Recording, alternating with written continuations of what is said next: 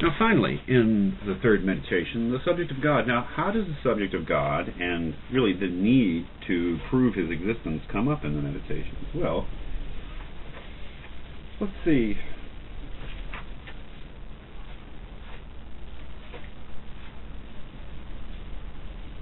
In reviewing his ideas, which right now he can only regard as subjective states of mind that have nothing in themselves to do with anything beyond him, he asks himself, how did I get these ideas? Where did they come from?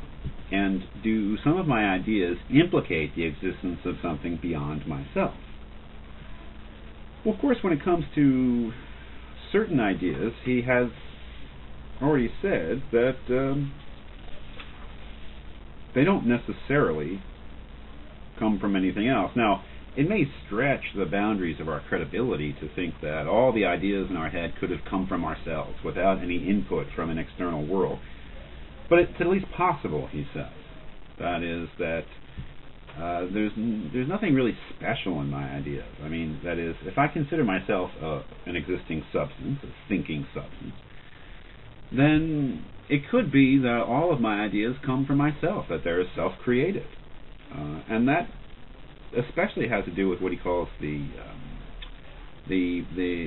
ideas of that have more objective realities, thinking of things like general ideas like substance. I mean, I have an idea that there are substances out there, different from me, but still substances.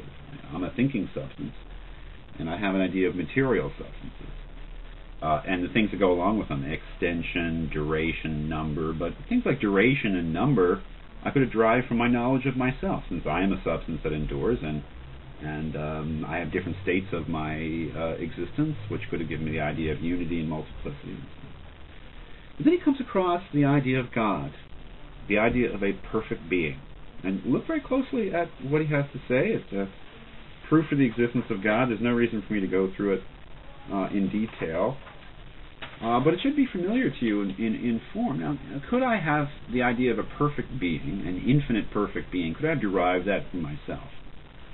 Well, his answer, of course, is no, because although I am a substance, I recognize that I am finite, that I am limited, and also that I am imperfect. Otherwise, I wouldn't doubt. I wouldn't go through this whole process of trying to find out what I knew.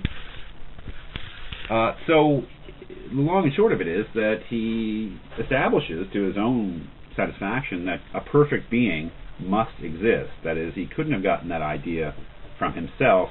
That idea must be an innate idea that he gets from God and a really existing God. And we'll see that this establishing of God is a very important part in his larger argument.